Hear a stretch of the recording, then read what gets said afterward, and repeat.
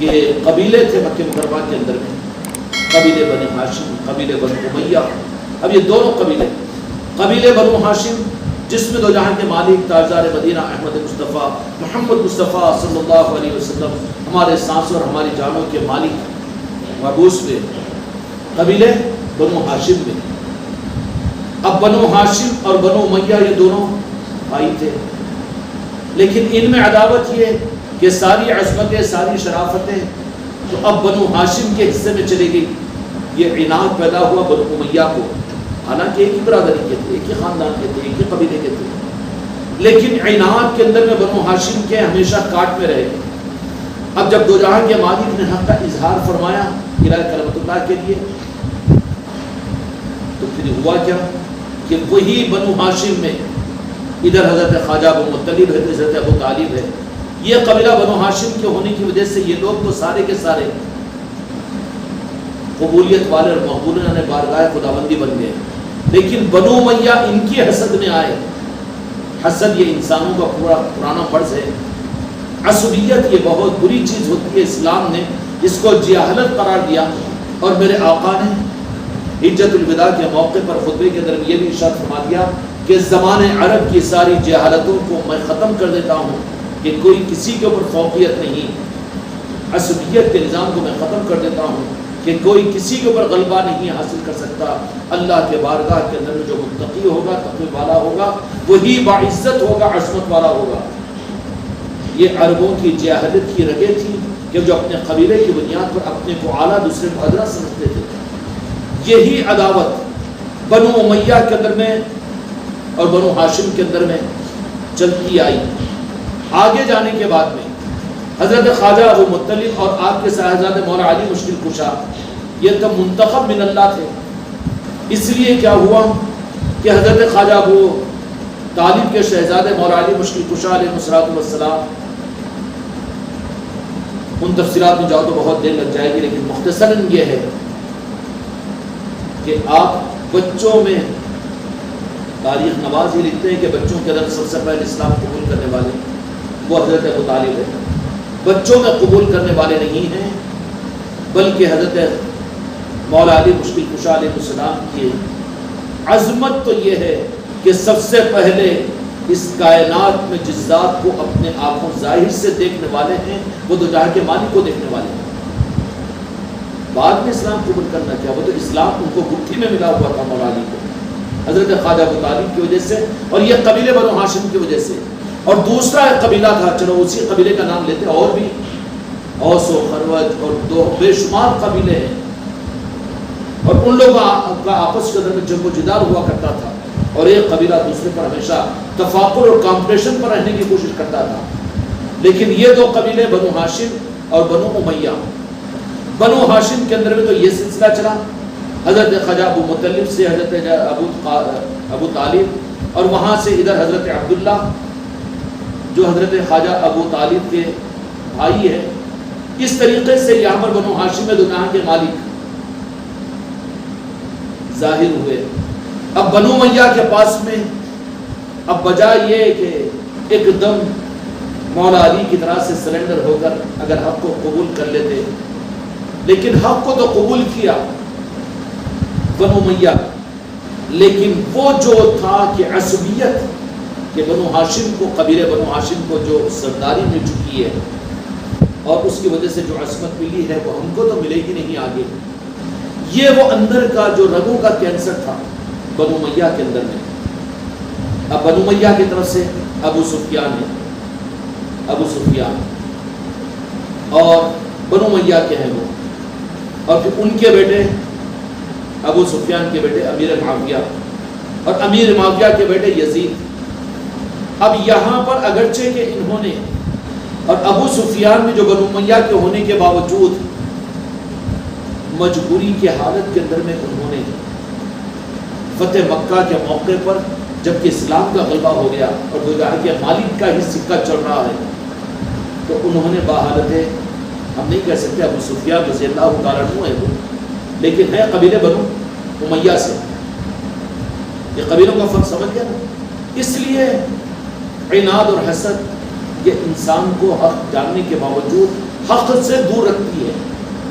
ایک تو وہ ہے جو جانتے ہی نہیں حق کو، ان کی گمراہیت کا رخ الگ ہوگا. لیکن ان میں ایک رخ وہ بھی ہوتا ہے کہ جو حق کو جاننے کے باوجود حق سے محروم ہوتے ہیں. اور یہ بہت بدترین چیز ہے کہ وہاں پر عصبیت آ جاتی ہے، اپنا اعلیٰ سمجھنا، اپنے کو بہتر سمجھنا اور اپنا تفاخر، اپنی قابلیت. بنو امیہ کے اندر یہ چیز ان کے خون میں آئی ہوئی تھی. تو حضرت ہندہ جو ابو سفیان کی بیوی ہے، وہ تو بیوی کی وجہ سے اسلام قبول کیے تھے. حضرت ہندہ وہ بھی صحابیہ ہے، ان کی عظمتوں پر بھی لاکھوں سلام. میرے آقا نے ایمان قبول کروایا. حضرت ہندہ رضی اللہ عنہا کہیں گے ان کو، لیکن تاریخ اور جو کچھ حقائق ہے وہ اپنی جگہ ہے کہ انہوں نے دیکھا کہ دو جہاں کے مالک کے ساتھ عداوت و دشمنی کے باوجود جب مکہ المکرمہ فتح ہوا اور کعبۃ اللہ کے اندر فاتحانہ داخل ہوئے تو ہندہ بڑی جری عورت تھی، بہت جری عورت، دلیری عورت تھی، بہادرہ تھی وہ. اور ابو سفیان جو تھے حضرت ہندہ کے سامنے ہتھیار ڈالے ہوئے تھے. اس زمانے کے اندر میں بے ادبی ہو جائے گی، اب زیادہ نہیں بولتا ہوں میں، سمجھ رہے ہوں گے. تو حضرت ابو سفیان کا اسلام بھی حضرت ہندہ کی وجہ سے تھا. کیا مکہ مکرمہ کے کعبۃ اللہ کی دیواروں پر بس وہاں پر صحابہ اکرام دو جہاں کے مالک کی وہ دعائیں ان کے دل پر اثر کری. وہ سنی کہ یا اللہ، نام لے لے کر میرے آقا نے اپنے صحابہ اکرام سے فرمایا کہ مکے والوں کو ایک ایک کو معاف کرو اور اللہ سے معاف کروانے کے لیے ان سے دعائیں کرو. حضرت ہندہ نے سنا کہ ان کو فتح حاصل ہوئی ہے، یہ تو اینٹ سے اینٹ بجا سکتے ہیں، لیکن اس کے بجائے یہ لوگ ہمارے لیے دعائیں کر رہے ہیں. دل پسیج گیا. اور اس کے بعد میں پھر دو جہاں کے مالک میرے آقا نے اعلان کروایا کہ ایک صحابی کی زبان سے یہ فتح مکہ کے موقع پر زبان سے یہ نکل گیا کہ آج کا دن بدلہ لینے کا دن ہے. تو میرے آقا نے فوراً اس صحابی کو بلایا، کہا کہ بیٹا یہ بات مت کہو بلکہ یہ بات کہو الیوم یوم المرحمہ، کہ آج کا دن رحم کرنے کا دن ہے. اس کے بعد میرے آقا نے اعلان کیا کہ آج ہم سب کو معاف کرتے ہیں، سب کو معاف کرتے ہیں، حتیٰ کہ اگر کوئی امان لینے کے لیے مکے میں نہیں ہمارے صحابہ کے امان میں نہ آئے بلکہ ابو سفیان کے مکان میں بھی اگر کوئی امان لے لے تو ہم اس کو بھی معمول کر دیتے ہیں اور امان دے دیتے ہیں، اس کو معاف کر دیتے ہیں. حضرت ہندہ کے دل پر یہ اثر ہوا. عورت تھی نا حضرت ہندہ، اور کون تھی وہ؟ حضرت ہندہ وہ تھی جو حضرت حمزہ امیر حمزہ رضی اللہ تعالیٰ عنہ کے جو میرے دو جہاں کے مالک کے چچا ہیں اور جن کے سینے کو چیر کر اس نے کلیجے کو نکال کر جما کر پھینکا. اتنا زیادہ جری عورت تھی وہ. اور میرے آقا اس پر اپنی آنکھوں سے آنسوں کو بہایا اور فرمایا حضرت حمزہ رضی اللہ عنہ کی شہادت کے اوپر یہ سب کچھ. تو حضرت ہندہ تو یہ سمجھ رہی ہے کہ اب ہماری خیر نہیں ہے، لیکن ایسوں کے ساتھ میرے آقا نے جب یہ معاملہ کیا، یہ اہل طریقت اور اہل خانقاہ کے لیے یہ اصول ہے، ہم بدلہ لینے والے نہیں ہوں گے، ہم تو اخلاق کو پیش کرنے والے ہوں گے. ہمارے لیے نمونہ ہمارے آقا کی ساری زندگی ہے. جہاں پر بھی جو موقع ملے گا ہم اخلاق کو کہاں ڈھونڈیں گے؟ مکاروں کے پاس میں نہیں، دنیا داروں کے پاس میں نہیں، لیڈروں کے پاس میں نہیں، ہم ڈھونڈیں گے اپنے آقا کی زندگی اور اپنے آقا کی حیات مبارکہ کے اندر. جب یہ چیز ہوئی تو حضرت ہندہ نے فوراً وہاں سے اپنے قاصد کو بھیجا اور کہا دو جہاں کے مالک کی بارگاہ میں کیا ہندہ کو بھی معاف کرو گے اور وہ ایمان قبول کریں؟ دو جہاں کے مالک نے فرمایا کہ کیوں نہیں، آج تو ہم نے اعلان کر چکے ہیں الیوم یوم المرحمہ، کہ آج رحم کرنے کا دن ہے، رحم کرنے کا دن ہے. حضرت ہندہ آ گئی اور کہا کہ آپ نے اعلان فرما دیا یا رسول اللہ کہ آج معاف کر دیں گے. تو کہا کہ اسلام ہم قبول کروا لیتے ہیں. اسی طریقے سے حضرت ہندہ دو جہاں کے مالک کے اخلاق سے متاثر ہونے کے بعد میں آ کر پیشکش فرمائی. کون؟ وہ جلیل سردار عورت جو ابو سفیان کی اہلیہ تھی، حضرت ہندہ امیر معاویہ رضی اللہ عنہ کی والدہ محترمہ تھی. سب کو معافی، تو میں بھی ایمان قبول کرتی ہوں. دو جہاں کے مالک نے ان کو بھی ایمان میں داخل کرتے ہیں. کس کو؟ جن سے اتنی تکلیف پہنچی. اس کے بعد میں ابو سفیان جو شوہر تھے نا، مسٹر، یہ بولے کہ وہ ذات ایمان کو قبول کر لیے بیگم؟ ہاں میں قبول کیا، اور جاؤ اور یہ بات پہنچا دینا کہ کل تک مجھے اس روئے زمین کے اوپر سب سے زیادہ اس خیمے سے عناد اور عداوت تھی جس میں دو جہاں کے مالک ہوا کرتے تھے، لیکن خدا کی قسم روئے زمین پر اب جس خیمے میں دو جہاں کے مالک ہے، روئے زمین پر سب سے زیادہ وہ خیمہ میرے پاس محبوب ہے، محترم ہے، میں ایمان قبول کر چکا ہوں۔ ابو سفیان نے کہا کہ ایسا یہ اپنا بولے کہ جاؤ ایمان قبول کر لو۔ کون ہے؟ قبیلے بنو امیہ کے بیگم کے کہنے سے آئے۔ حضرت ابو سفیان صحابی ہے، صحابی رسول ہے، صحابیت ہے وہ۔ ہم صحابہ کے ہر صحابی کے ہم چاہنے والے، اس لیے کہ وہ ہمارے آقا کے دوست تھے۔ کل بھی ہم نے یہ بات کہی تھی نا کہ اولیاء اللہ کے دوست ہوتے ہیں، لیکن ان سے زیادہ گہری دوستی تو ہمارے آقا کے دوستوں کے ساتھ صحابہ سے ہے ہماری، ہے کہ نہیں؟ کیونکہ ہم اللہ کے محبوب کے اگر چاہنے والے تو آپ کے دوست ہمارے تو دل و جان و جگر ہے صحابہ کرام۔ ابو سفیان بھی صحابی ہے۔ ابو سفیان نے بھی ایمان قبول کیا بڑھاپے کی حالت میں، بڑھاپے کی حالت میں، لیکن وہ جو اوپر سے جو چیز چلتی آ رہی تھی بنو ہاشم اور بنو امیہ کی، آخر کار یہی تاریخ کا ایک حصہ رہا کہ آگے ابو سفیان کے اولاد میں حضرت امیر معاویہ رضی اللہ عنہ، امیر معاویہ رضی اللہ عنہ کاتب وحی، صحابی رسول، سب کچھ بے شک، لیکن اسلام کے لیے بڑے ماشاءاللہ دماغ والے، صلاحیت والے اور قابلیت، ان کے قابلیتوں سے اسلام کو بڑا فائدہ پہنچا، سب کچھ پہنچا، لیکن میرے آقا نے اشاروں میں فرما دیا تھا امیر معاویہ رضی اللہ عنہ کو، کہ کیا بات فرما دی تھی کہ امیر معاویہ، کہ جس کا مفہوم یہ ہے حدیث پاک کا وہ کہ تمہاری سرب سے ایک بچھو نکلے گا جو زہریلا ہوگا۔ تو امیر معاویہ نے یہ جب بات کو سنا تو کہا کہ میں شادی نہیں کروں گا، شادی نہیں کروں گا، فیصلہ کر لیا تھا، شادی نہیں کر رہے تھے امیر معاویہ، صحابی تھے وہ، کہ جو دین کو نقصان پہنچا ہے میرے آقا کے نظام کو تو وہ تو صحابی گوارا ہی نہیں کریں گے۔ لیکن امیر معاویہ رضی اللہ عنہ ایک مرتبہ کہیں پر سفر میں تھے، اور سفر میں کہیں پر رفع حاجات کے لیے تشریف لے گئے، طہارت کے لیے، تو وہاں پر بچھو نے ڈنک مار دیا۔ تو حکیموں نے کہ بس ان کی جان تو چلی جائے گی، لیکن اس کا علاج یہ ہے کہ فوراً ان کی شادی کی جائے۔ تو اس مجبوری کے لیے شادی، اور شادی جب ہوئی تو پھر اس شادی کے بعد میں امیر معاویہ کو جو اولاد پیدا ہوئی وہ یزید بن معاویہ پیدا ہوا۔ آقا نے فرما دیا تھا، اشارہ فرما دیا تھا، اور امیر معاویہ کا معاملہ اس معاملے کے اندر میں شادی نہیں کرنا چاہ رہے کہ میری آل کے اندر میں ایسا دین کو نقصان پہنچانے والا خبیث پیدا ہو، اس لیے میں شادی نہیں کرتا ہوں۔ شاید بھی آپ کے لیے تو کوئی بات نہیں تھی نا، ایسی کوئی نہیں فرما دینا۔ امیر معاویہ رضی اللہ عنہ نے فرما دیا تھا کہ میں شادی نہیں کروں گا۔ اس معنی کے اندر میں کتنا بڑا کلیجہ گردہ ہوں امیر معاویہ رضی اللہ عنہ کا، قابل تعریف ہے، لیکن وہ مجبوری کہ بچھو کا ڈنک مارنا اور اس پر حکیموں کا کہنا کہ ان کی شادی کر دو بچیں گے نہیں، تو مجبوراً پھر شادی ہوئی، اور وہی شادی کے ذریعے سے پھر یزید پلید پیدا ہوا۔ اور یزید پلید جب پیدا ہوا، امیر معاویہ رضی اللہ عنہ کی خلافت کے ذریعے سے اسلام دنیا میں بہت پھیلا، حتیٰ کہ حدود قسطنطنیہ تک پوری انسانیت اور پوری زمین کے اوپر تقریباً 83% ملکوں میں اسلام پھیل چکا تھا۔ اتنے فتوحات میں سب کچھ ہوا۔ اب یہاں پر ایک بات، غدیر خم کے موقع پر 1.25 لاکھ صحابہ اکرام رضوان اللہ تعالی اجمعین کو ذمہ داری دی گئی تھی، بلغوا انی ولو آیا، کہ جو کچھ میں تم تک پہنچایا تم اس کو پہنچا دو۔ سمجھ آئے گا؟ یہ ذمہ داری شریعت کے اعتبار سے تمام صحابہ اکرام کے اوپر اور بواسطے صحابہ اکرام کے پوری امت کے اوپر یہ ذمہ داری ہے کہ ذمہ داری کہ دین کو پہنچانے کی ہے نا، دین کو پہنچانے کی، دین کو پھیلانے کی۔ لیکن صحابہ اکرام رضوان اللہ تعالی نے جو دین کو پھیلا دیا، ایک وقت وہ آیا کہ پوری دنیا میں دین کو پہنچا دیا، مسجدیں بن چکی ہے، اذانیں ہوتی ہے، دین کی دعوت دنیا میں پہنچ رہی ہے، لیکن اب وہاں پر اب دین کے پھیلانے سے زیادہ دین کو بچانے کی ضرورت رہی ہے۔ تو اب یہ دو چیزیں الگ الگ تھی۔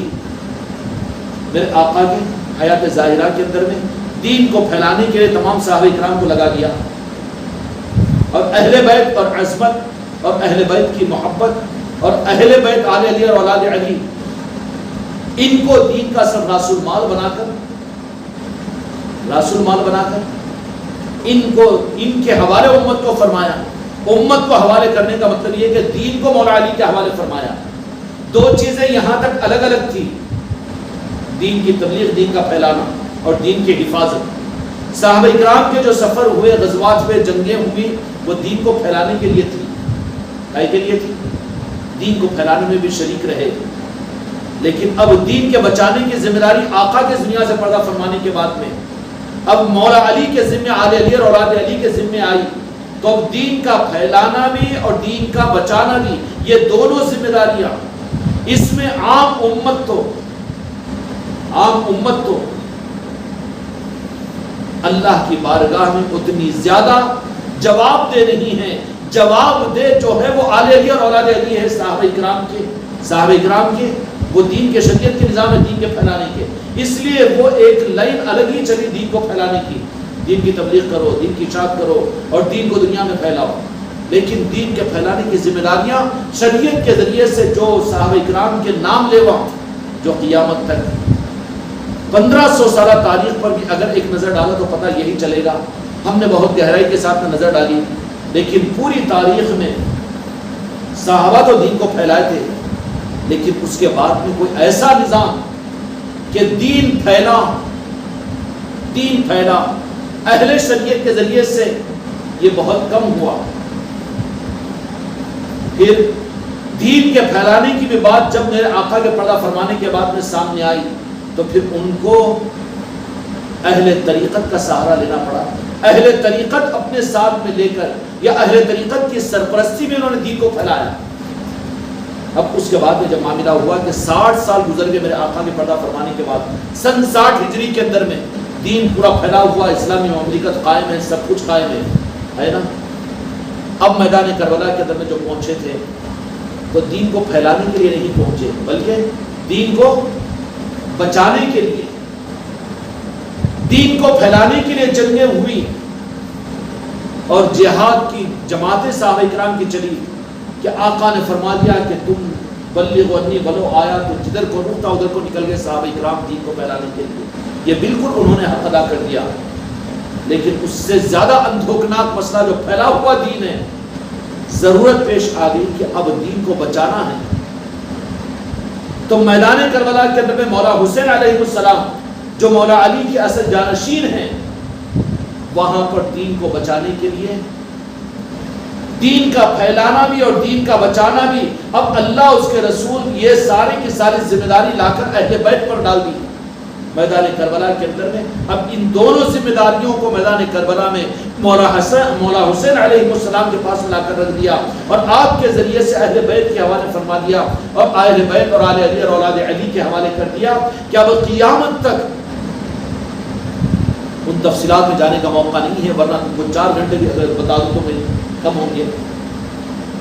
کہ کربلا کے بعد سے پوری اسلامی تاریخ کے اندر میں دین کو اگر صحیح زیادہ اگر فائدہ پہنچا ہے حقیقت میں تو سوائے اہل بیت کے کسی سے نہیں پہنچا، اولیاء کے بغیر نہیں پہنچا. پوری دنیا کے نقشے کے اندر پوری تاریخ میں مجھے بتا دو کہ کوئی ایسی عالمی تحریک اور عالمی ایسی جماعت اور ایسی تبلیغ کا نظام یا ایسے ملک کی سیاست جو پوری دنیا کے اوپر اسلام کی نمائندگی کی ہو، نہیں بتا سکتے.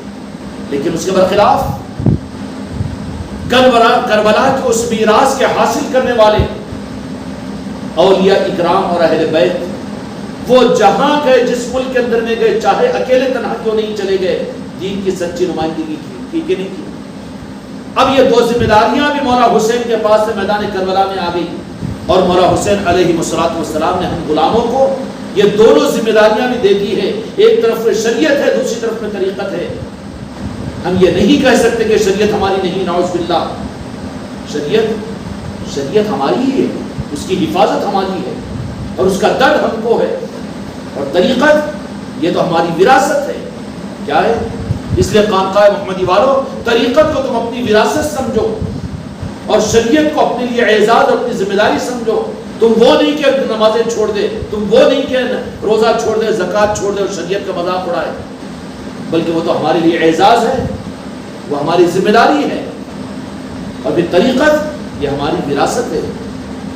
میدان کربلا کے اندر میں، اور اس سے پہلے غدیر قم کے موقع پر شریعت اور طریقت کو صحابہ کرام رضی اللہ اجمعین سے لے کر وہ تو چھین نہیں لیا دو جہاں کے مالک نے، لیکن ان کو ہی ایک تو یہ ہے کہ بھائی تم یہ ذمہ داری دیا تھا، تم نہیں ہوگا نا، تم اللہ ذمہ داری دے دو، یہ الگ نہیں کیا بلکہ تم کو ہی حوالے کر دیا۔ اب کوئی پیر کامل ہے، کسی اپنے مرید اور خلیفہ کو وہ خود اپنی مرضی سے فلاں پیر کے پاس مگر بھیج دے، حوالے کر دیا نا، ایک ہے ذمہ داری کو لے لینا۔ ایسے ہی غدیر قم کے موقع پر ایک رخ یہ نظر آتا ہے کہ دو جہاں کے مالک ان صحابہ کرام رضی اللہ اجمعین کے لیے جو دین کی تبلیغ کی ذمہ داری تھی، اسلام کو پھیلانے کی ذمہ داری تھی، اس ذمہ داری کو جو صحابہ کی پہچان تھی، صحابہ کون تھے؟ دین کو پھیلانے والے، ان کے ذریعے سے دین پھیلا، ہم انکار نہیں کریں گے اس کا، لیکن غدیر قم کے موقع پر صحابہ کو خود مولا علی کے حوالے کر دیا اور کہا کہ مولا علی من کنت مولا فہو ھذا علی المولا، کہ میں جن کا مولا ہوں ان کا مولا مولا علی ہے۔ تو گویا کہ اپنے صحابہ کو بھی مولا کی جھولی میں ڈال دیا اور ڈال کر یہ ذمہ داری دے دی کہ اب شریعت بھی مولا علی کو سنبھالنا ہے، طریقت بھی مولا علی کو سنبھالنا ہے۔ اور مولا علی اس کے بعد میں پھر احساس ذمہ داری کے ساتھ میں، چونکہ شریعت کے سنبھالنے کی بھی ذمہ داری تھی تو شریعت کا تقاضا تھا، تو ابوبکر صدیق رضی اللہ عنہ کو خلیفہ بنائے۔ کون بنائے؟ اللہ اس کے رسول کی منشا سے میرے مولا علی نے بنایا۔ عمر فاروق کو بھی خلافت دی دین کے سنبھالنے کے لیے، عثمان غنی رضی اللہ عنہ کو بھی خلافت برداشت کیا۔ اگر مولا علی مدینہ منورہ کے اندر میں آپ کی جو عظمت تھی مخلص صحابہ کرام کی، اگر مولا علی صرف اشارہ کر دیتے کہ خلافت میں لوں گا اور خلیفہ میں بنوں گا، ایک اشارہ بھی مولا علی کا، تو وہ تو مدینہ کے اندر میں اثر انداز ہو جاتا تھا، لیکن سکوت کے ساتھ میں دوسروں کو آگے بڑھاتا رہا، کیونکہ دین بھی تو ہے آل رسول کا، دین بھی تو ہے دو جہاں کے مالک کا۔ اس دین کو بچانے کے لیے مولا علی نے اس زمانے کے تقاضوں کے اعتبار سے خلافت کے لیے ان خلفائے راشدین کو آگے بڑھایا اور سنبھالتے رہے۔ اب اس کے بعد میں ہوا یہ کہ جب مولا علی کی طرف میں خلافت منتقل ہوئی تو اب یہ خلافت اور دین اور شریعت اور دین کا فروغ اور دین کی حفاظت، اب یہ دونوں ذمہ داریاں آپ کو مل چکی تھی۔ کیا مل چکی تھی؟ دونوں ذمہ داریاں مل چکی تھی۔ اب اس کے لیے اپنی آل کو تیار فرمایا۔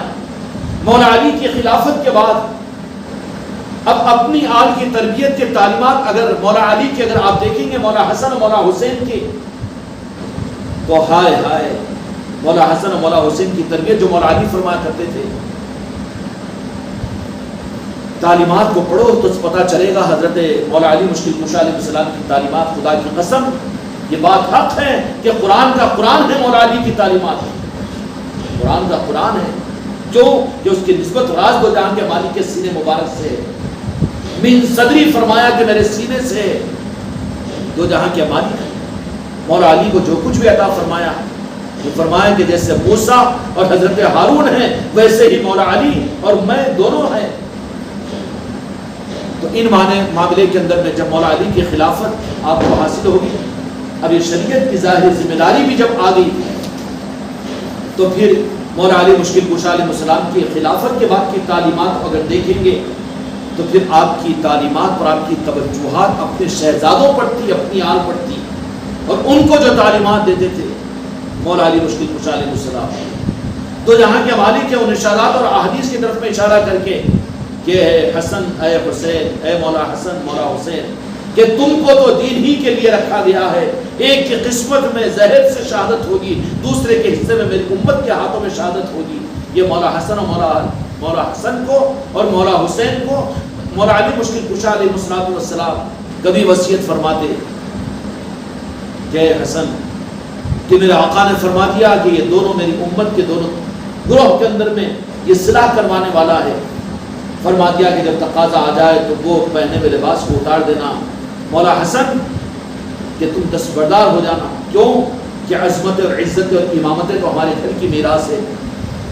چنانچہ مولا علی کے دنیا سے شہادت کے بعد میں جو تعلیمات تھی مولا حسن اور مولا حسین کی، دیکھو حدیث کے ذخیروں کے اندر میں بہت عجیب تعلیمات ہیں، وہ پوری توجہ مولا علی نے اپنی خلافت کے بعد میں، شریعت کی خلافت آ چکی، اب طریقت کی ذمہ داری وراثت کی ہے، اب یہاں پر کیا ہو گیا، سنگم بن گیا مولا علی کے پاس میں، ایک تو شریعت کا اور دوسرے طریقت کا اور قیامت تک کا۔ تو اب وہاں پر آپ کی توجہات جو رہی مولا علی مشکل کشا علیہ السلام پھیلی ہوئی اسلامی مملکت کے اوپر آپ کی نظریں زیادہ نہیں رہی اور امت کے مسائل پر نہیں رہی، بلکہ مولا علی مشکل کشا علیہ السلام کی خلافت کے ملنے کے بعد آپ کی پوری توجہات اپنی آل اپنی اولاد کون حسنین و کریمین کے اوپر توجہ رہی، اور آپ ایسی تعلیمات دیتے تھے کہ مولا حسن اور مولا حسین بھی بچپنی کی حالت کے اندر میں سنتے کہ ابو جان کی زبان سے ہمارے معاملات میں کیسی باتیں نکل رہی ہیں، تیار فرما رہے تھے، کیوں کہ ظاہری دین کی شریعت کی بھی ذمہ داری آ چکی ہے، سنگم ہو چکا ہے، اور پھر قیامت تک کے لیے ولایت اور طریقت کا بھی اب یہ تو وراثت ہے اور وہ تو اعزاز ہے، اب یہ دونوں کو سنبھالنے کے لیے اپنی آل کی تربیت کرنا پڑے گا۔ اب اس طریقے سے تربیت فرمائی، اور تربیت فرمانے کے بعد میں امام حسن علیہ السلام کو نصیحت فرما دی کہ تمہارے لیے اللہ کا اور اس کے محبوب کا یہ منشا ہے کہ تم کو امت کے دو گروہوں میں صلح کے لیے اپنی خلافت کو تمہیں چھوڑنا پڑے گا، وہاں چھوڑ دینا۔ چنانچہ مولا علی کے دنیا سے پردہ ہونے کے بعد شہادت کے بعد میں 6 مہینے کے لیے مولا حسن علیہ السلام خلیفہ رہے امت کے 4 خلیفہ نہیں بلکہ خلیفہ راشدہ مولا حسن بھی ہیں، 30 سال کا۔ میرے آقا نے حدیث فرما دی تھی کہ میرے بعد میں خلافت 30 سال یا 32.5 سال رہے گی۔ مولا علی مشکل کشا علیہ السلام کے اس دنیا سے شہادت کے وقت میں 32 سال تھے، مولا حسن علیہ السلام کی شہادت کو ملا وہ 32.5 سال ہو جائیں گے۔ تو آقا نے فرمایا کہ خلافت راشدہ کے وہ تو جو تربیت فرمائی مولا حسین علیہ السلام کی تربیت، ایک کو تو صلح، اب پوری توجہات مولا علی مشکل کشا علیہ السلام کے نظام کی، اس لیے کہ طریقت اور ولایت جو ہماری وراثت ہے اس میں مولا علی کی ذات ان کی چوکھٹی ہماری رہبری کے لیے کافی ہے۔ وہاں کیا ملے گی؟ شریعت اعزاز میں ملی ہوئی چیز ہے، وہ ہماری چیز ہے، اور طریقت ہماری وراثت ہے۔ اگر ان کے دروں کے بھکاری اگر تم اپنے آپ کو سمجھتے ہو تو یہ چیزیں، ان چیزوں کا احساس ضروری ہے۔ شریعت کو ہلکا کبھی ہونے نہیں دینا اور ہلکا نہیں کرنا۔ تمہاری بیوی تمہارے گھر میں نماز نہیں پڑھے، تمہاری زبان نہ کھلے، نماز کس کی ہے؟ تمہارے گھروں کے اندر میں روزے نہ رکھے جاؤ، تم بے فکر رہے، پھر تمہیں پرواہ نہیں ہے؟ نہیں، بالکل نہیں۔ یہ شریعت ہمارے لیے، ہم اس کو سنبھالنے کی ذمہ داری ہمارے اوپر ہے، اور طریقت یہ ہماری وراثت ہے۔ اور وراثت جن کو دی، وراثت جن کو عطا کی ہے، ان کو ذمہ داریاں بھی سمجھایا کہ اے مولا حسین میرے شہزادے، جو مجھے معلوم ہے کہ میدان کربلا کے اندر میں تمہارے نانا جان کے کلمہ پڑھنے والوں کے ہاتھوں پر تم نہیں، تمہارے معصوموں کو، تمہارے بچوں کو، تمہارے افراد خاندان کو، اہل بیت کو شہید کیا جائے گا۔ وصیتیں فرماتے رہے مولا علی، تربیت فرماتے رہے، اور میدان کربلا میں جو پہنچے دین پھیلانے کے لیے نہیں بلکہ دین بچانے کے لیے۔ دین ابھی تک غزوات دین کے پھیلانے کے لیے صحابہ کی جنگیں تھی، اس میں مقابلے کے اندر میں یہود و نصارہ تھے، مجوسی تھے، منافقین تھے، لیکن مولا حسین کے سامنے دین کے بچانے کا مسئلہ آیا تو یزیدی رہے، حسد والے رہے، عداوت والے رہے۔ تو اب ان سے کیا ہوا کہ مولا حسین کی وراثت کا مطلب یہ ہے کہ وہ برسر پیکار جنگ کرتے ہیں۔ کیا کرتے ہیں؟ میدان کربلا میں آپ نے کیا کی؟ جنگ کی نا۔ اور جنگ کس معنی کے اندر ہے؟ وہ غزوات تو جو ہوئے تھے وہ تو مقابلے کے اندر میں دوسرے تھے، اور یہاں پر جو جنگ ہوئی وہ اپنوں میں ہوئی۔ اور جنگ جب ہوتی ہے تو یہاں پر پھر جنگ کرنے والوں کو، سپاہیوں کو دل گردہ رکھنا پڑتا ہے کہ اپنوں کو بھی قربانی کے لیے تیار کرنا پڑتا ہے۔ اپنوں کو بچا کر دوسروں کی قربانیاں نہیں دلوائی جائے گی، بلی کے بکرے نہیں بنائے جائیں گے، بلکہ جن کو اپنے کہیں گے نا انہی کو قربانی کے لیے پیش کرنا پڑتا ہے۔ یہ میدان کربلا کا یہ پیغام جو وراثت میں ہمارے خانقاہ محمدی کے مولا حسین علیہ السلام کا نظام، خدا کی قسم یہ خانقاہ ہماری خانقاہ محمدی اجمیری نصرتی، یہ کربلا سے جس کی جڑیں ملتی ہے وہ نظام ہے۔ یہ یہاں پر ہمارے لیے تو اصول میدان کربلا ہے۔ ہمیشہ کہیں بھی کتنی مشکل کیوں تمہیں نہ آ جائے اور کتنا ہی تم گمراہیت کے گٹاٹوپ اندھیروں میں کیوں نہ پہنچ جاؤ، دجال بھی تمہارے سامنے آ جائے، میرے بچوں، میرے مریدوں، تمہاری نصیحت ہے کہ اس وقت کربلا کو یاد کرنا، تمہاری مدد ہو جائے گی۔ کربلا یاد کر لینا، مدد ہو جائے گی، اس لیے کہ کربلا کو یاد کرنا اپنے آقا کے قدموں میں چل جانا ہے تمہارا۔ مولا حسن خدا کی قسم مدد کرے گی تمہاری۔ اب وہاں پر کیا ہوا؟ جنگ ہوئی، اور جنگی سپاہی جو ہوتا ہے اس کو بعض اوقات اپنوں ہی سے دکھ اور صدمہ پہنچتا ہے، مقابلے پر دوسرے نہیں۔ مولا حسین علیہ السلام میدان کربلا میں خطبہ دیے کہ تم نہیں جانتے کہ تم جس نبی کا کلمہ پڑھتے ہو اس نبی نے میرے گالوں پر بوسہ دیتا ہوا تم نے نہیں دیکھا، ہوا کہ نہیں ہوا؟ لیکن جنگ ہوتی ہے تو وہاں پر ایسی قربانیاں دینی پڑتی ہے، وہاں فکر نہیں کرتا، وہاں فکر نہیں کرتا، وہاں پر تو اپنی قربانیوں کو سامنے رکھ کر، کیونکہ دین کی حفاظت کی ذمہ داری ہوتی ہے، قربانیوں کے لیے اس کو اپنے آپ کو پیش کرنا پڑتا ہے۔ اب قربانیاں دی، اب ہم یہ سوچیں کہ نہیں ہمارا دین کا تبلیغ کا نظام ہے، بھائی لوگوں کا چھپ کے اب وہ نہیں مانتے تو جانا چھوڑ دو، نہیں ایسی بات نہیں ہے۔ خانقاہ محمدی کا نظام بدعقیدگی کے سامنے، اور جب کہ امت کے دین کا رخ 80% 90% رخ مڑا ہوا ہے، خانقاہ محمدی برسر پیکار ہے۔ اس بارے میں یوں سمجھ لینا میرا ہر بچہ کہ وہ سپاہی ہے اور جنگ میں ہے، اور اس کو جنگ الفاظ اور گفتار کی جنگ نہیں بلکہ اپنوں کی بھی قربانی دینا پڑے گا، اپنوں کی بھی قربانی دینا پڑے گا۔ تمہارے بغلوں میں رہنے والے، تمہارے ساتھ اٹھنے بیٹھنے والے بھی مخالفت کے سامنے آئیں گے، ان کے ساتھ بھی حق کے ساتھ میں حق کے علم کو سنبھالنا پڑے گا، علم بردار کی شجاعت لے کر چلنی پڑے گی، حسین علیہ السلام کی وراثت لے کے چلنی پڑے گی۔ وہاں پر دل پسند جائے گا کہ ارے ہم نے ان کو اتنا سنبھالا، وہ کرا، نہیں سنبھالا، ذمہ داری تھی، لیکن میدان کربلا کے سپاہیوں کو کوئی ذرہ برابر پریشانی پر آنا نہیں چاہیے۔ ان کے لیے کہ ٹھیک ہے یا اللہ ان کے لیے جنت عطا فرما، ان کو جہنم نصیب کر، یہ مت بولو، لیکن جنگ ہوتی ہے تو وہاں پر اپنے جنگ میں مرنے والوں کے اوپر ماتم نہیں منایا جاتا، زیادہ فکر کی ضرورت نہیں پڑنا چاہیے۔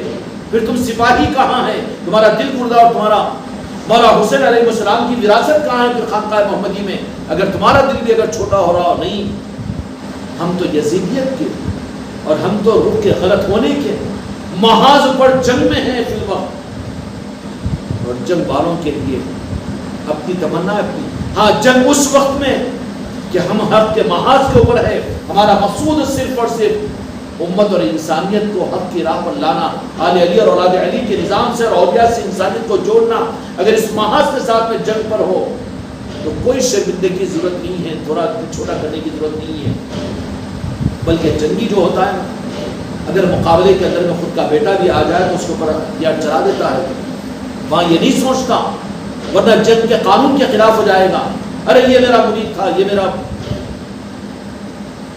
میرا خلیفہ تھا، یہ میرا پیر تھا، نہیں مانی۔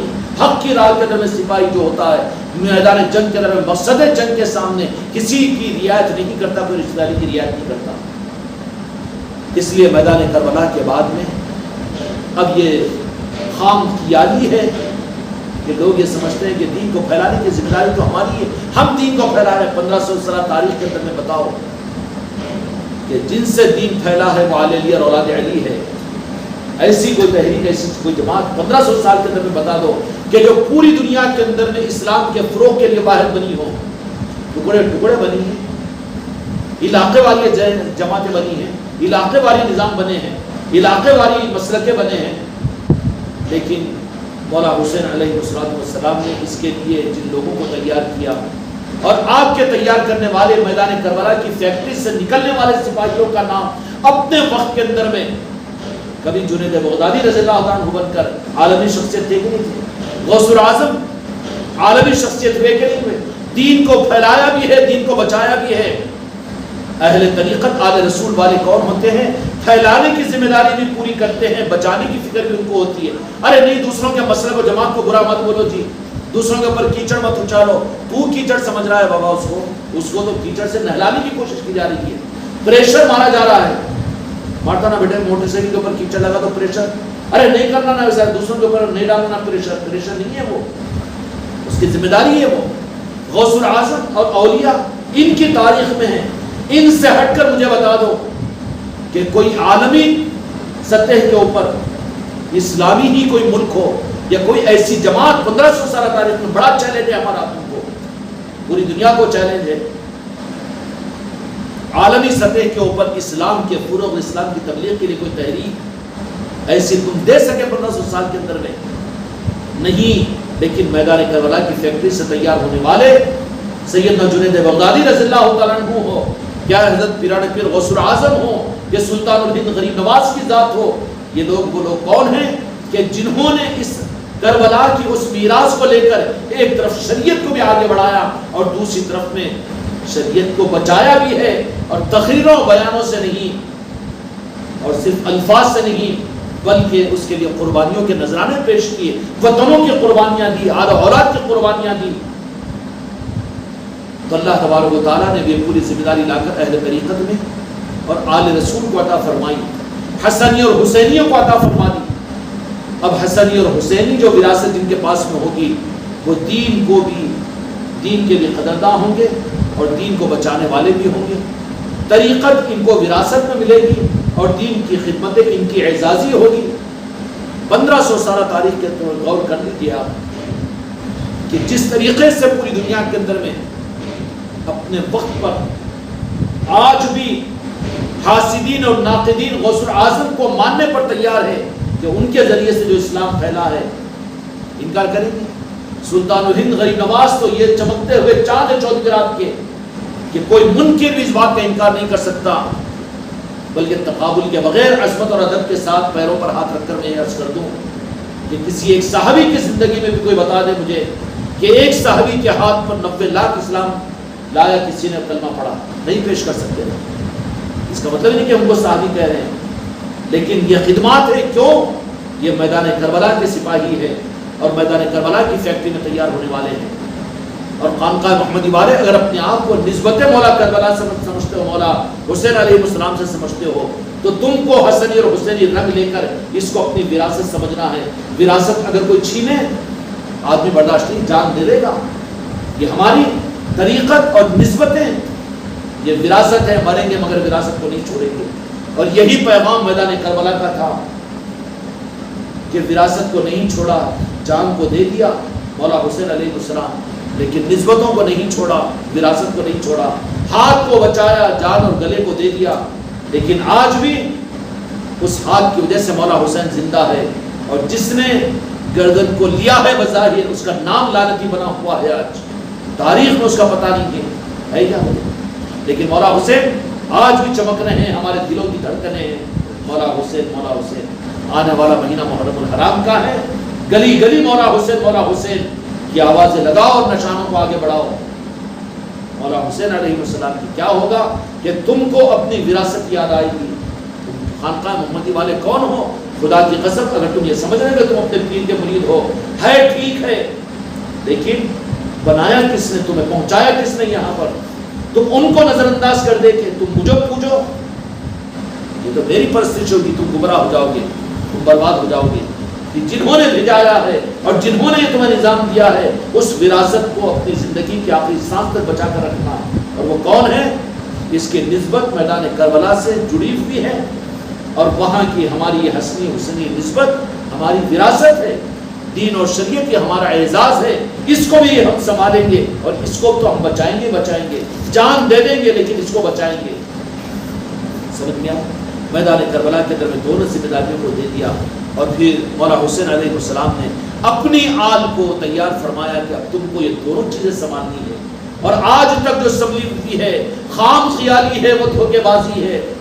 ان لوگوں نے کسی کو ملازمت پر رکھ کر کسی مفسر، کسی محدث کو، کسی مدرسے اور کسی جماعت، کسی مسلک کو اپنے دین کو پھیلا دیا ہے، تو یہ ان کے ملازم ہیں مولا حسین کے، آل علی اور اولاد علی کے، کہ انہوں نے ان کو موقع دیا، اس کی قیمت دے دی، اس کی تنخواہ ان کو عطا کر دی۔ کوئی علامہ بن گیا، کوئی ابو الاعلیٰ بن گیا، کچھ اور بن گیا، وہ تو مولا حسین کے قدموں کی خیرات ہے، اولیاء کے قدموں کی خیرات ہے۔ ان کے علاوہ کسی کا کوئی وجود ہم ماننے کو تیار نہیں ہے۔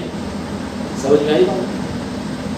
سب کو سجدہ شکر ادا کرنا پڑے گا، حق کا ہے تو وہ مولا علی کا، اور سجدہ شکر ادا کرنا پڑے گا تو مولا حسین کا، اور سجدہ شکر ادا کرنا پڑے گا تو اجمیر والوں کا اور غوث اعظم کا، تو وہ تو نمک حلال قرار دیے جائیں گے۔ لیکن انہوں نے لگایا ملازمت کے اوپر، تنخواہ بھی دے دی، اور پھر اگر ان کے ساتھ نمک حرامی، غریب نواز مت کہو، غوث اعظم مت کہو، یا غوث اعظم مت کہو، تو وہ تو نمک حرام ہے، وہ تو نمک حرام ہے، ان کا شمار ہی نہیں ہے۔ لیکن جو نمک حلال اپنے آپ کو سمجھتے ہیں تو ان کی وراثت، انہوں نے کیا وراثت دی ہے؟